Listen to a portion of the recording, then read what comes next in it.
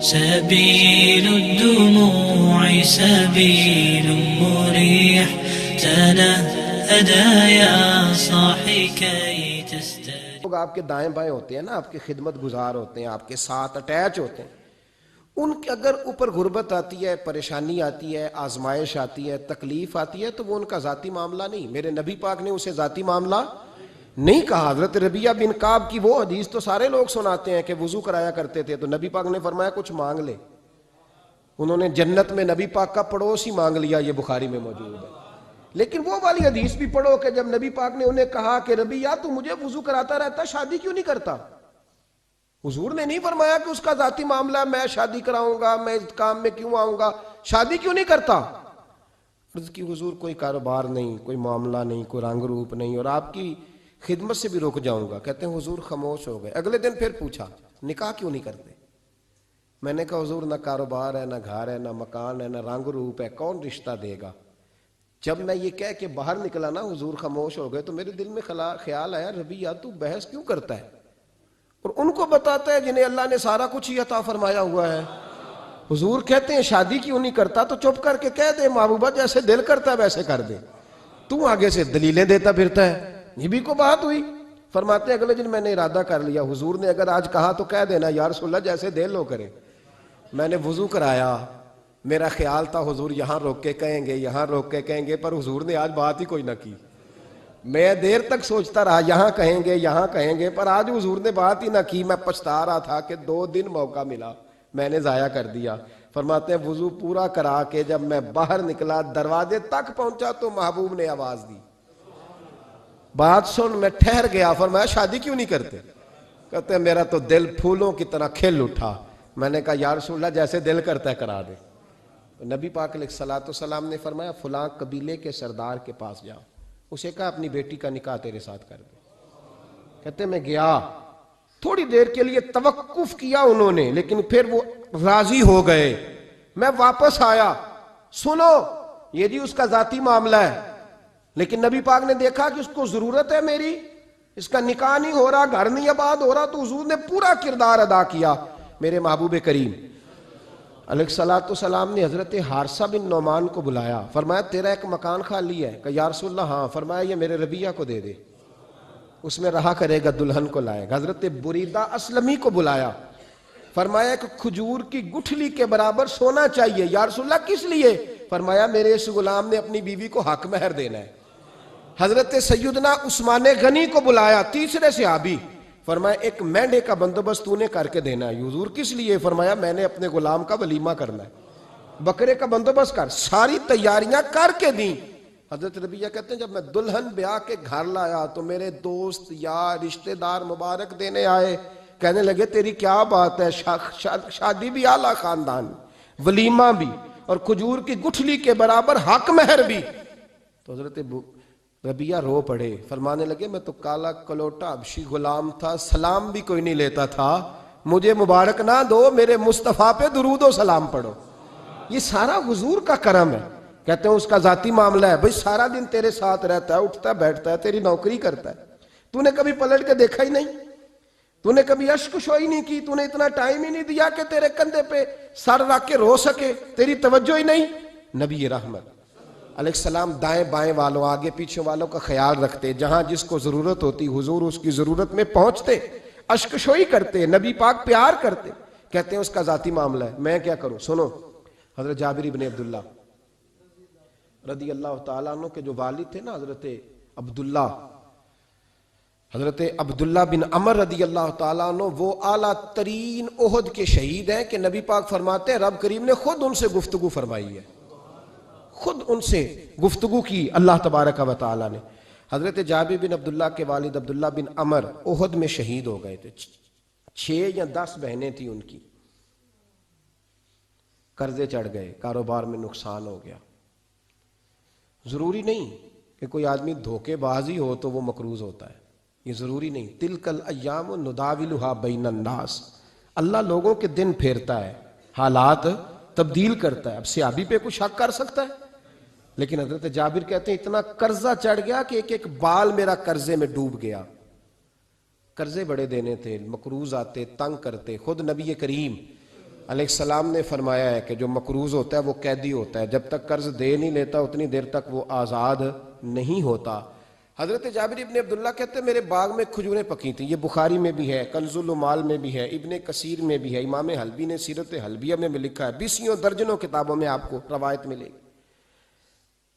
فرمانے لگے کھجوریں جب میری پک کے تیار ہو رہی تھیں تو مقروض جب پیسے لینے آتے تو میں کہتا قرضے یہ کھجوریں پکتی ہیں تو دیتا ہوں۔ یہ ہم پنجاب کے لوگ کیا کہا کرتے تھے، ہاڑی سونی جی، یہاں چاول کی فصل پہ، یہاں گندم کے، ہم نے تو کپڑے لیے ہوتے تھے ادھار دکانوں سے کہ فصل پکتی ہے تو پھر دے دیتے ہیں، کہا کھجوریں پکتی ہیں تو دیتا ہوں۔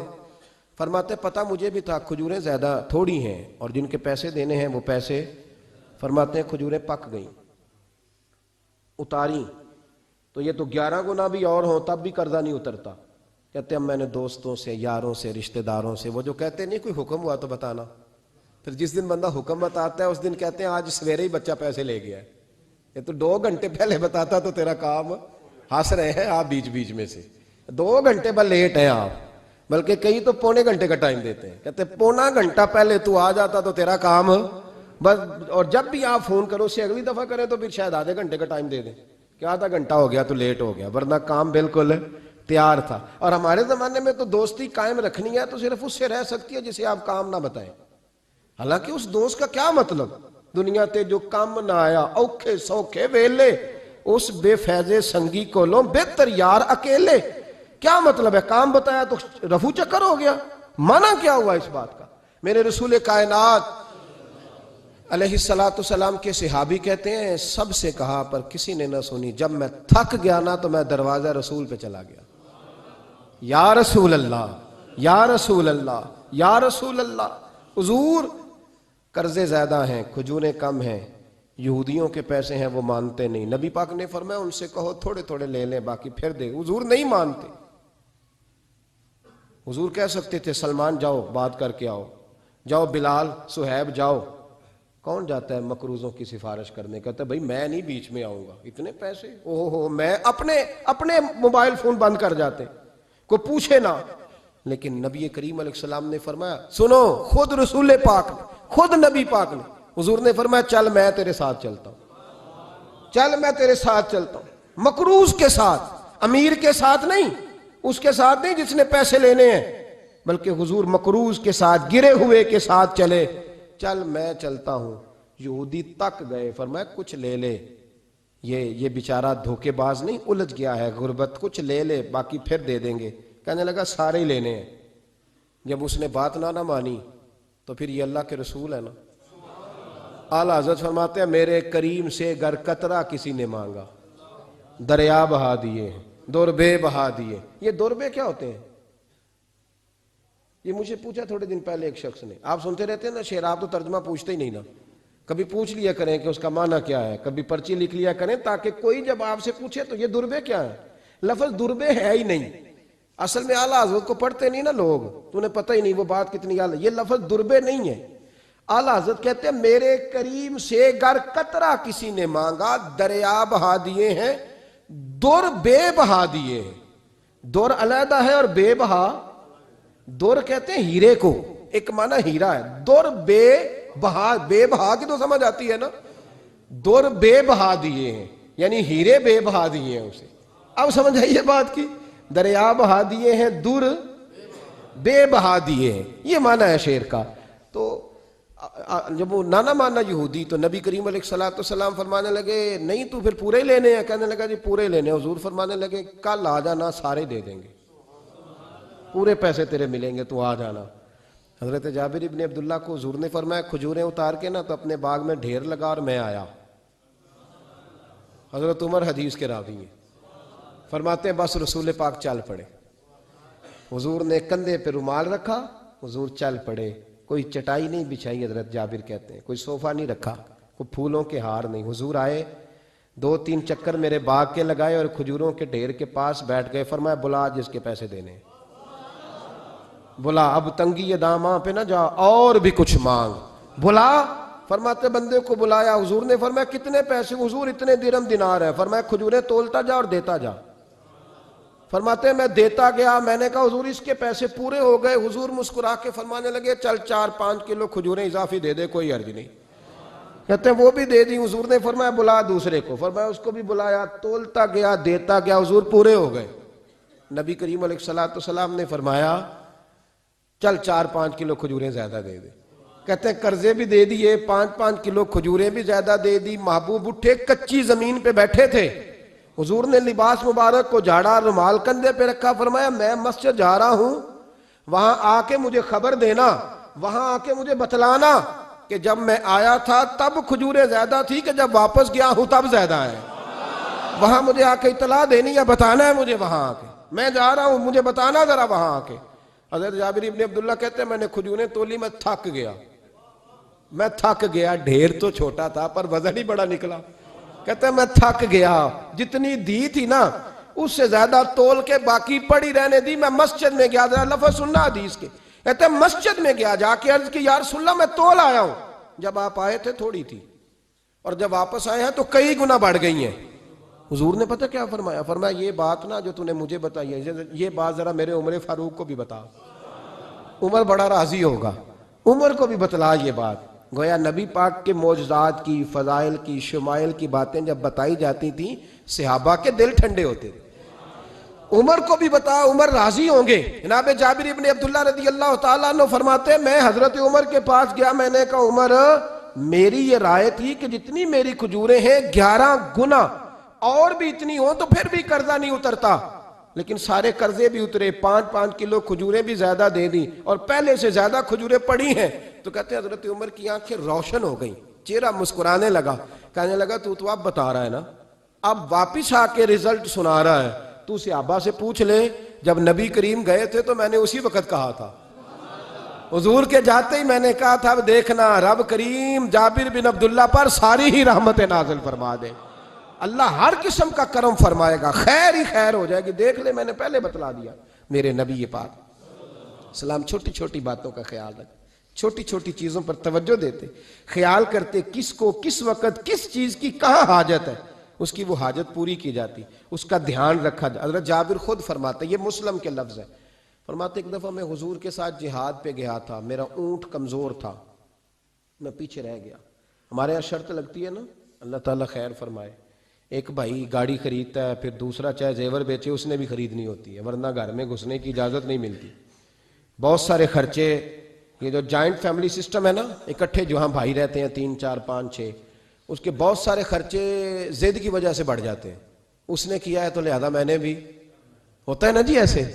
تو پھر اس ضد میں کوئی پیچھے پلٹ کے نہیں دیکھتا کہ چلو جو پیچھے رہ گیا اس کا بھی ہاتھ پکڑے ساتھ آ جائے, دوڑتے رہتے ہیں. اس میں بیچارے کئی تھک جاتے ہیں, کئیوں کے پیر دوڑ دوڑ کے سوج جاتے ہیں, بڑے مسئلے بنتے ہیں, لیکن پیچھے پلٹنے کو کوئی تیار ہے. اس دوڑ نے ہمیں تھکا کے رکھ دیا. مسلم میں ہے, جناب جابر ابن عبداللہ کہتے ہیں حضور کے ساتھ میں جہاد پہ گیا, واپس آ رہا تھا, میرا اونٹ کمزور تھا, بوڑھا تھا, بیمار تھا, سب لوگ آگے گزر گئے, میں پیچھے رہ گیا. کچھ میں پریشان رہتا تھا غربت سے, تو میں مایوس بھی تھا, ذرا پیچھے رہ گیا, پریشان تھا. فرماتے ہیں نبی پاک نے نا 2-3 دفعہ پلٹ کے دیکھا, ادھر دیکھو. میں نے اپنی زندگی میں بڑے لوگ دیکھے ہیں, وہ امیروں میں چلے گئے, پیچھے پلٹ کے انہوں نے غریبوں کو کبھی نہیں دیکھا کہ وہ ایک دوست ہوتا تھا ہمارا جو ماڑا ہے, غریب ہے, پلٹ کے نہیں دیکھا. کہتے ہیں نبی کریم علیہ الصلوۃ والسلام نا آگے گئے, سب سے آگے. حضور نے 2 4 5 دفعہ نا پیچھے پلٹ کے دیکھا. جابر ابن عبداللہ کہتے ہیں جب میں نظر نہ آیا تو میرے محبوب کا انداز کریمانہ دیکھیں, حضور اعلانیہ فرمانے لگے, بھئی مجھے جابر نہیں نظر آ رہا, بے خبر ہو جو غلاموں سے, وہ آقا کیا ہے, وہ آقا کیا ہے. یہاں ہمارے استاد جب یہ حدیث پڑھا رہے تھے نا, یہ حدیث پڑھا رہے تھے تو اچانک رونے لگ گئے. میں نے کہا حضور کیا ہوا, رو کیوں پڑے؟ تو کہنے لگے یار سوچتا ہوں جو محبوب جہاد سے واپسی پر اپنے غلاموں کو نہیں بھولے, وہ میدان محشر میں کیسے بھول جائے گی. وہ وہاں بھی پوچھیں گے فلانا کدھر گیا, فلانا کدھر گیا, ایک ایک کا نام لیں گے. حضور نام لیں گے, ہماری موج بن جائے گی. نبی کریم نے پلٹ کر کے دیکھا, جابر نہیں نظر آ رہے. حضور ان کا اونٹ کمزور ہے, پیچھے رہ گئے. حضور نے یہ نہیں فرمایا کہ ذرا آہستہ کرو ساتھ, یہ نہیں فرمایا, بلکہ نبی پاک نے فرمایا تم چلو. قافلہ چلتا رہا, حضور نے گھوڑا پیچھے کی طرف موڑا, سب سے پیچھے آئے. جناب جابر کہتے ہیں پیچھے میرے پاس اس حکمت کو آپ سمجھیں، حدیث کے ان لفظوں پر آپ غور کریں. ایک کہہ کے کہنا ذرا اس کو میرے پاس لاؤ، یہ بات اور ہے، ذرا آہستہ ہو جا، وہ بھی ساتھ مل جائے. لیکن یہ معنی اور ہے کہ غریب جہاں بیٹھا ہے اس کے پاس خود چل کے جانا. حضور خود پلٹ کے پیچھے آئے اور فرماتے میں چونکہ پریشان تھا تو محبوب میری طرف دیکھ کے فرمانے لگے اس کو دوڑاتا کیوں نہیں، پیچھے کو رہ گیا. تو کہتے ہیں مایوس بندہ، پریشان بندہ، کبھی کبھی وہ اس طرح بولتا ہے کہ جیسے کڑ رہا ہے، تھوڑا سا نا سخت ترش باتیں بھی کرتا ہے. کہتے ہیں میں نے اس عالم میں نا، میں نے کہا حضور اس قابل ہوتا تو سب کے ساتھ مل نہ جاتا، کمزور ہے، ماڑا ہے، مہران ہے، اور وہ بھی پرانی جو چل ہی نہیں سکتی، یہ کہاں یا رسول اللہ دوڑے گا، اس قابل ہی نہیں ہے. حضور اس قابل ہوتا تو قافلے کے ساتھ نہ ہوتا. کہتے ہیں حضور نے میری طرف توجہ فرمائی، میں باتیں کر رہا تھا اپنے اندر کی پریشانی کی تو حضور مسکراتے جا رہے ہیں. حضور کے ہاتھ میں چھڑی تھی، فرمانے لگے ایسے ہی تو باتیں کر رہا ہے. نبی پاک نے اونٹ کی پشت پہ چھڑی لگائی اور فرمایا تو دوڑتا کیوں نہیں، بڑے ہلکے سے مسکرا، اوے تو دوڑتا کیوں نہیں. تو جناب جابر بن عبداللہ کہتے ہیں جو سب سے پیچھے تھا نا وہ سب سے آگے نکل گیا، وہ دوڑتا گیا دوڑتا. فرماتے ہیں میرا چہرہ بھی عجیب سا، لوگ میرے انداز دیکھیں کہ یہ کیسے آگے نکل گئے، کیسے، کبھی نہ سوچ یہ کیسے نکل گیا، بس سمجھ لے آگے وہی نکلا ہے جسے مصطفیٰ کی تھپکی مل گئی ہے. تو یہ نہ کہ سیاست کر گیا، چلاکی کر گیا، بس تھپکی مل گئی تو بات بن گئی. کہتے ہیں میں نکل گیا آگے، حضور کی تھپکی جو ملی تھی. حضرت جابر بن عبداللہ کہتے ہیں حضور گھوڑا دوڑا کے میرے پاس آئے، خود حضور نے میرا اونٹ تیز کرایا نبی پاک کی برکت سے. تو قریب آ کے فرمانے لگے ٹھہر جا یار، ہم بھی تیرے قافلے میں، ہمیں بھی ساتھ لے لے. فرماتے اب تو میں رو ہی پڑا کہ خود بھیک دیں، خود ہی کہیں منگتے کا بھلا ہو. ٹھہر جا یار، ہمیں بھی ساتھ لے لے. جناب جابر بن عبداللہ رضی اللہ تعالیٰ عنہ فرماتے ہیں کہ جگہ پڑاؤ کیا، رکے، ٹھہرے کھانے پینے کو، نماز پڑھنے. نبی کریم نے مجھے بلایا، میں حاضر ہوا تو کہا یا رسول اللہ حضور حکم. تو محبوب فرمانے لگے جابر یار تیرا اونٹ میں نے نرالا ہی دیکھا، بوڑھا ہو کے سب سے آگے نکل جاتا ہے، بیمار ہو کے، کمزور ہو کے. کہتے ہیں میں چہرہ دیکھتا جا رہا ہوں کہ حضور سارا ہی پتہ ہے آپ کو، میں کیا عرض کروں. تو محبوب فرمانے لگے پسند آ گیا، بیچ نہیں دیتے میرے ہاتھ. کہا یا رسول اللہ آپ رکھ لیں. حضور آپ کا یہ. فرمایا نہیں میں پیسے دوں گا. کتنے کا ہے؟ کہا یا رسول اللہ آپ رکھ لیں. فرمایا پیسے دوں گا. یا رسول اللہ مارکیٹ میں جاؤں تو 6-7 دینار کا بکے گا. فرمایا نہیں بھائی میں تو پورے 10 دوں گا. 6-7 نہیں، میں تو پورے، حساب سیدھا، 6-7 کا کیا حساب ہوا، 10 پورے کا. حضور پھر بندہ نوازی ہے نا، کون بول سکتا ہے. حضور نے فرمایا بلال تیرے پاس 10 دینار تھے. حضور ہیں. فرمایا ان کو دے دو، اونٹ کے پیسے رکھ لو اور مال نہ مدینے جا کے دے دینا. جابر بن عبداللہ کہتے ہیں میں مدینے گیا شام کو، میں نے نا کبھی اپنے اونٹ کی اتنی خدمت نہیں کی جتنی اس دن کی. میں نے اسے بڑے پیار سے نہلایا، میں نے نئی رسی خرید کے اسے نکیل ڈالی. آج محبوب کی بارگاہ میں لے کے جانا ہے. کہتے ہیں تیاری کر کے نا، تیاری پوری تیاری کر کے، تن تندور ہڈاں دا بالن تے اسی ہاواں نال تپایا، کپ کپ مکیاں پیڑے کیتے، عشق پلیتھن لایا، تن دا سالن تے من دی ہانڈی، اتو لون صبر دا پایا. غلام فریدہ وے میں ساری تیری، تینوں اجے یقین نہیں آیا. کہتے ہیں اسے بڑے پریم سے، بڑی محبت سے سجا کے، سوار کے، نکھار کے، تیار کر کے میں نبی کریم کی بارگاہ میں لے کے گیا. ظہر کی نماز پڑھ کے حضور نکلے، میری طرف دیکھا. میں نے کہا حضور پیسے لے لیے تھے، یہ آپ کا سامان ہے، مال ہے. کہتے ہیں حضور نے نکیل تھامی. میں واپس پلٹا، بھی گلی کی نکر مڑا نہیں تھا. حضور نے آواز دی جابر ذرا سن تو صحیح. کہتے ہیں میں واپس آیا تو حضور مجھ سے باتیں کرنے لگے. فرمانے لگے یہ میرا اونٹ ہے، اسے کمزور اور بوڑھا نہ سمجھنا، کبھی جانوروں میں دوڑا کے دیکھنا سب سے آگے نکل جاتا ہے. اور کریم محبوب فرمانے لگے 6-7 دینار کا نہ سمجھنا، میں نے پورے 10 دینار کا خریدا. اور پھر حضور پھر مسکرائے. فرمایا جابر تمہیں پتہ ہے تحفہ لینے دینے سے محبت بڑھتی ہے؟ حضور ہاں. فرمایا رکھ لو، میں تمہیں تحفے میں دینا چاہتا ہوں، رکھ لو میں تحفے میں دینا چاہتا ہوں. جناب جابر ابن عبداللہ کہتے ہیں میں واپس لوٹ رہا تھا، رو رہا اور کہہ رہا تھا جیسا نبی اللہ نے مجھے دیا، جیسا رسول اللہ نے، سب سے اولا ہو آلہ ہمارا نبی، سب سے بالا ہو آلہ ہمارا. کون دیتا ہے دینے کو منہ چاہیے، دینے والا ہے سچا ہمارا نبی. غمزدوں کو رضا مجدہ دیجئے کہ ہے بے کسوں کا سہارا ہمارا. نبی کریم سید عالم صلی اللہ علیہ وسلم دائیں بائیں آگے پیچھے خیال رکھتے کس کو کس وقت کس انداز میں کتنی حاجت ہے. حضرت مقداد حضور کے غلام ہیں. وہ کہتے ہیں میں تھا اور میرے ساتھ 2 صحابہ اور تھے. ہمیں بھوک لگ گئی. مدینے میں کچھ قحط کا سما تھا, کئی دنوں سے بارش نہیں ہوئی تھی, فصلیں نہیں پکی تھیں. فرماتے ہیں بھوک نے بڑا ستایا.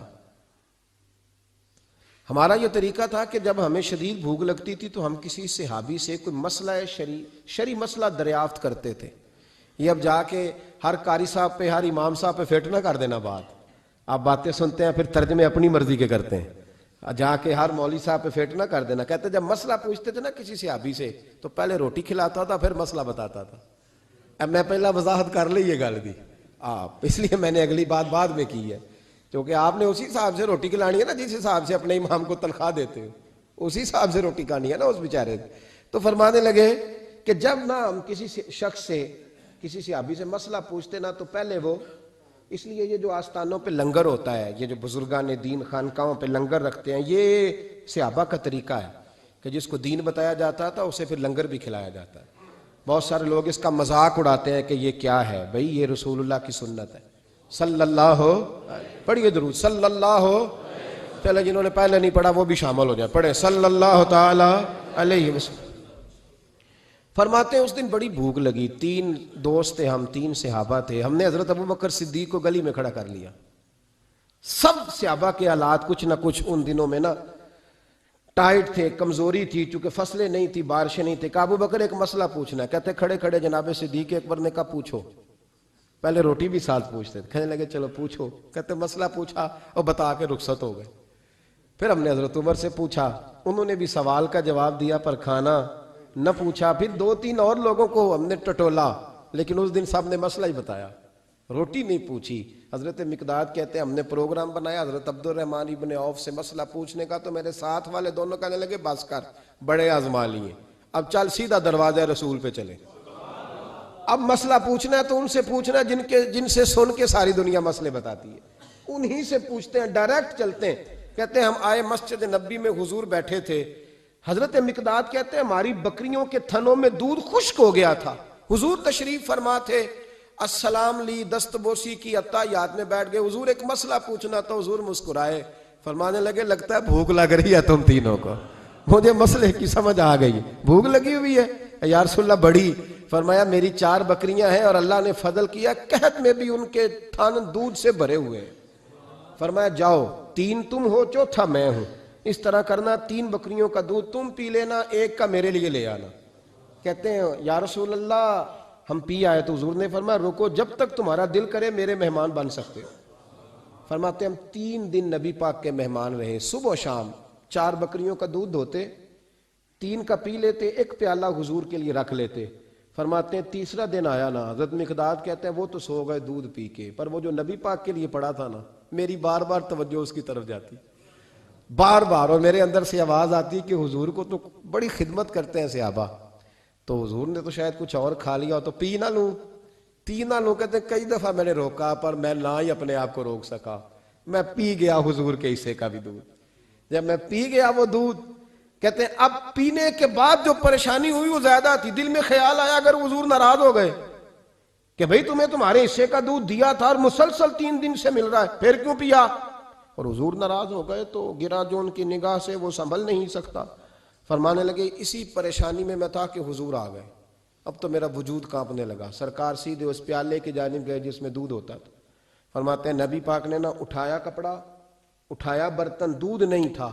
حضور نے پوچھا نہیں کون پی گیا ہے, بلکہ نبی پاک نے ہاتھ اٹھایا کہ اللہم اطعم من اطعمنی واسقی من سقانی, یا اللہ جو مجھے کھلائے تو اسے کھلا, جو مجھے پلائے تو اسے پلا. حضرت مقداد کہتے ہیں میں نے کہا اوہ یہ تو بڑی قیمتی دعا مل رہی ہے, بکریاں میری جو بکریاں تھی وہ تو پہلے نہیں دودھ دے رہی, تھنوں میں دودھ خشک ہے, اور اتنی بڑی دعا کہ جو کھلائے اسے کھلا, جو پلائے اسے پلا. نبی کریم علیہ السلام کی دعا سنی تو کہتا میں بستر کے اندر منہ دیا ہوا تھا, جھٹ سے میں نے کپڑا اتارا, چھری پکڑی اور اپنے باڑے میں چلا گیا کہ ایک بکری ذبح کر کے لاتا ہوں, حضور کو کھلاتا ہوں تاکہ یہ دعا مجھے مل جائے کہ یا اللہ جو مجھے کھلائے تو اسے کھلا. فرماتے ہیں میں بکریوں کے باڑے میں گیا، جن بکریوں کو کئی دن ہو گئے تھے دودھ نہیں دیا تھا، جیسے ہی میں نے چراغ جلایا میں حیران ہو گیا کہ سب کے تھن دودھ سے بھرے ہوئے۔ کہتے میں نے 3-4 بکریوں کا دودھ دھویا، برتن میں بھرا، محبوب کی بارگاہ میں لایا۔ کہتے ہیں حضور نے خوش ہو کے پیا۔ جب پی لیا نا نبی کریم نے تو حضور فرمانے لگے چل میں نے تیرا لایا پی لیا، اب یہ بتا میرا کس نے پیا تھا؟ اب وہ والی بات کرنا جس کے گچھے سے لچھے جڑے نور کے، ان ستاروں کی نزہت پہ لاکھوں سلام، ان کے خطبے کی ہیبت پہ کروڑوں درود، ان کی باتوں کی لذت پہ لاکھوں سلام، جس کی تسکین سے روتے ہوئے ہنس پڑے، اس تبسم کی عادت پہ فرمایا بتا میرے والا کس نے پیا؟ کہا یا رسول اللہ بڑا روکا اپنے آپ کو، پر محبوبت آپ کی بکریوں کے دودھ کی لذت ہی کیا ہے؟ حضور نہیں روک سکا تو محبوب کریم فرمانے لگے اچھا اکیلے پی گئے ہو، جا پھر دودھ بھی تو میرا پی گیا ہے، اور میں تیرے لیے پھر دعا کرتا ہوں کہ یا اللہ اس نے مجھے پلایا تو اسے پلا، اس نے مجھے کھلایا تو اسے کھلا۔ نبی کریم ہر اس شخص کا خیال رکھتے جو بھوکا ہوتا، جو پیاسا ہوتا، جو کمزور ہوتا، تھوڑا تھوڑا دائیں بائیں دیکھ، یہ حضور کی سیرت کا بہت بڑا پہلو ہے، تھوڑا دائیں بائیں آگے پیچھے ضرور دے۔ یقیناً جب آپ کسی کے کام آتے ہیں تو آپ کو آزمائش سے گزرنا پڑتا ہے، یقیناً میں نے اپنے دور میں یہ منظر دیکھا ہے، اگر آپ ہاتھ پھیلا رہے ہیں تو آپ مانگنے والے ہیں، اور اگر آپ ہاتھ نہیں پھیلا رہے تو لوگ کہتے ہیں پتہ نہیں کوئی تو چکر ہوگا، اگر آپ سوال نہیں کر رہے تو پھر لوگ کہتے ہیں کوئی تو ایسا کھاتا ہوگا جہاں سے دولت، یعنی کوئی ایسی سمت نہیں جہاں آپ محفوظ رہ سکیں۔ آپ کو دونوں جانب سے لوگ گھیریں گے، دونوں جانب سے، جب آپ کسی کے کام آئیں گے، جب آپ کسی تک پہنچیں گے، جب آپ کسی کو، اور میں نے یہ بھی دیکھا ہے، میں ساری حفظ ما تقدم کے طور پہ آپ کو سمجھا رہا ہوں، آپ نے کسی شخص کی مدد کر دی نا، آپ نے مدد کی تو وہ بھی کئی دفعہ بدگمان ہوتا ہے کہ اس کے پاس بڑا کچھ تھا تبھی تو مدد کی نا اس نے، حالانکہ آپ نے ان باتوں پہ غور نہیں کرنا، یہ ساری چیزیں آئیں گی، کیونکہ اگر کسی شخص کی بری عادت کی وجہ سے آپ اپنی اچھی چھوڑ دیں گے تو پھر آپ کا نقصان ہوگا، اس کا نقصان۔